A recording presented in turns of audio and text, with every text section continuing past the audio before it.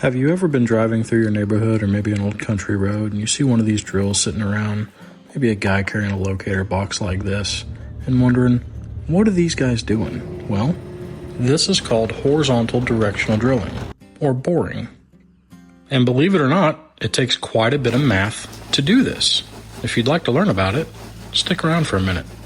First, you need one of these, a grade stick in transit. It's actually called optical surveying equipment, but what it does is allow this high-powered telescope to see the grade stick in the distance and measure a difference in elevation. It's important that you keep this thing very level. You can see the bubble level in the mirror, and once this is set, it cannot move again while you are taking measurements. Now we're going to look through the transit and document the numbers that we see on the middle crosshair. On this one, we have 3.73 feet at our start, 3.20 feet at our fence, 7.24 feet at the west side ditch, 6.56 feet at our east side ditch, and finally 4.06 feet at the end of our shot.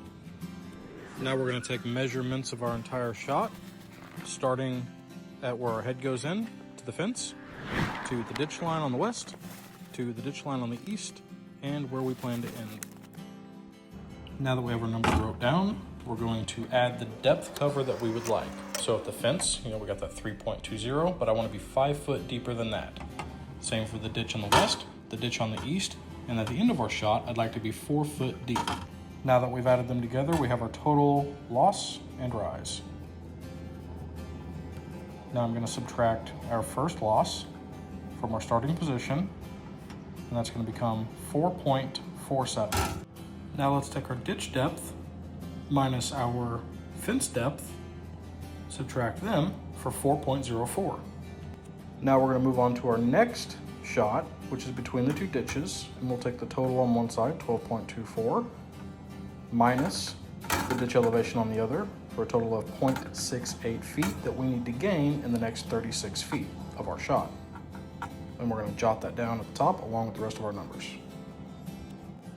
And now for the last leg of our shot, we're going to take our ditch line minus our ending elevation, which will equal 3.5 feet that we need to gain at the end of our shot. With this being 116 foot, we'll mark down 12 rods. We have all of our numbers right there.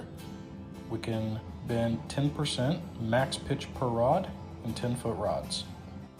Now what that 10% means is that there are rods connected to this head that you're looking at. They come in 10-foot sections on this particular drill. These rods can bend 10%, which equals 1 foot of steer up or down. All right, here's how the HDD percentages work in the field. Our drill starts at a negative 28%. That means for this 10-foot rod, we're going to lose 2.8 feet of elevation. On the next rod, we steer to a negative 24%.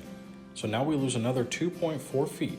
Added together, we now have a cumulative depth change of 5.2 feet. The next rod is a negative 18%, so we lose another 1.8 feet, bringing us to 7 feet total. The negative 10%, that loses another foot, putting us at 8 feet total depth change. Next is negative 6%, so we lose another 6/10, bringing us to 8.6 feet of total loss. Then we level out at a 0%, and a 0% pitch means we are no longer gaining or losing elevation. We are drilling flat. So the next 4 rods at 0% maintain the same 8.6 foot of depth the entire way. Now we're going to start coming back up with a positive pitch. We'll go to a +7 first. That means we're going to gain 7/10 of a foot in elevation. The next rod is a +17%, so now we gain another 1.7 feet. Then a positive 27%, which gains another 2.7 feet of elevation. So instead of losing depth like before, we're now climbing back towards the surface rod by rod. Now this is how we find our elevation based off of our benchmark or our baseline. At the entry, we measured the ground at 3.73 feet on the grade rod. That becomes our starting reference point. Now we take our cumulative elevation change and add them to that baseline number to track our grade depth at every rod, meaning if at any given spot you dug up this drill head or the rods and you stuck the grade stick on them and looked at them through the transit, you would get the exact same reading you're seeing here in the math. We know that first rod was a negative 28, which lost 2.8 feet, so the 3.75 plus the 2.8 equals 6.53. Next rod 24, lose another 2.4. 6.53 plus 2.4, 8.93 feet. We continue the same process through the rest of the shot with -18, -10, -6, 0, 0, 0, 0. Then coming back up, we subtract 7, 17, and 27. Now on this last rod, we're only using 60% of the rod. That's because the shot is 116 foot total and we're using 10-foot rod. So the final rod only counts for 6 foot instead of the full 10. So instead of taking the full 2.7 elevation change from 27%, we're only taking 60% of it. That is 1.62 feet. So the last cumulative elevation change is actually 1.62 feet, not 2.7. Then we compare these calculated depths against the depth we actually need on our baseline elevations, utility crossings, required ground cover to make sure the drill path stays safe and within spec. Now this drill plan worked out pretty well. All the projected elevations stayed slightly deeper than required, so we wouldn't need to make any changes unless we wanted to smooth the path out to reduce drag or stay within the bend radius limits of the product being pulled in. This is a very simplified version of the math. It doesn't account for more difficult limitations or hitting exact depths perfectly. It's just meant to show the basic concept of how HDD bore planning works. Now here's the new simple version. BoreWise.com. Load it up on your phone, put your entry depth, your exit depth plus your cover, your -28 start pitch, how far you're boring, the rod length, and the max pitch change you're going to need.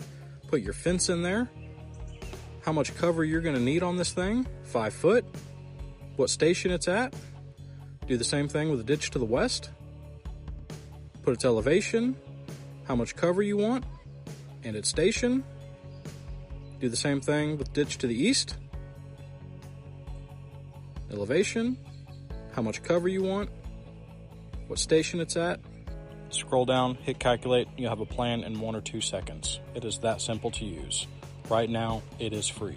Go sign up at BoreWise.com. Now you can save time, plan better, and drill more confidently with BoreWise.